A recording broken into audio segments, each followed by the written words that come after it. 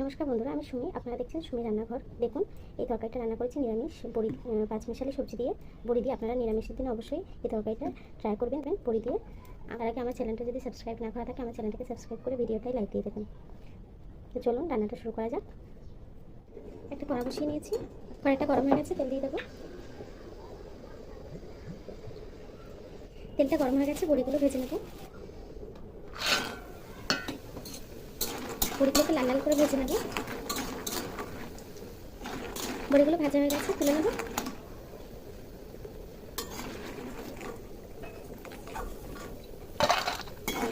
তো বড়ি ভাজা তেলের মধ্যে দিয়ে দেবো দুটো তেজপাতা, দিয়ে দেবো দুটো শুকনো লঙ্কা,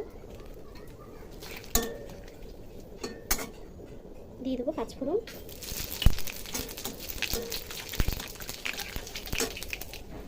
কেটে রাখা পাঁচমিশালি সবজি দিয়ে দেবো। বেগুন, আলু, পেঁপে, কাঁচকলা দিয়ে দিলাম।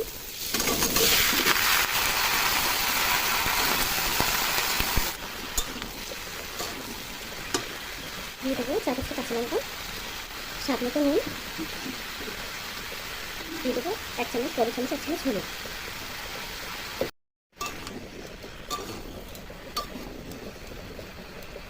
কিছুক্ষণ জন্য ঢেকে দেবো।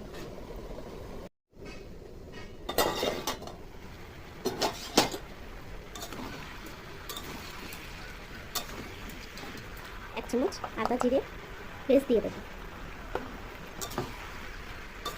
আদা জিরে বাটা দিয়ে সুন্দর করে কষিয়ে নেবো একটু।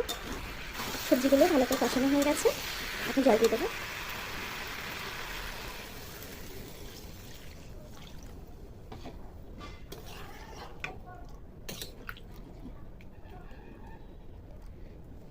জলটা সামান্য বেশি দেবো, কেন বড়ি দিলে বড়ি কিন্তু ঝোল টেনে নেয়। তরকারিটা একটু মাখা মাখা করবো।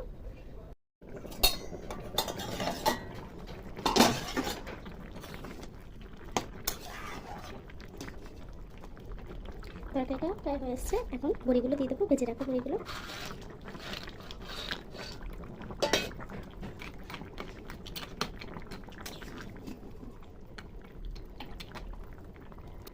আর কিছুক্ষণের জন্য ঢেকে দেবো।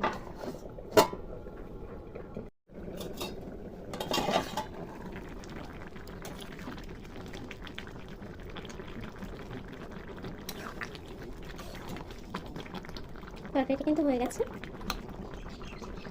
এখন নামিয়ে নেবো। পাঁচফোড়নের গুঁড়ো দিয়ে দেবো প্রত্যেক থেকে ছোটো চামচে 1.5 চামচ পাঁচফোড়নের গুঁড়ো দিয়ে দিলাম।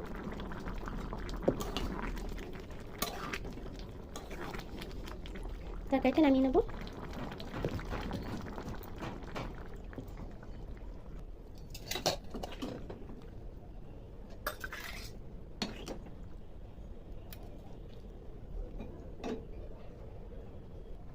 দেখুন বন্ধুরা, আমার তরকারিটা কিন্তু রান্না হয়ে গেছে।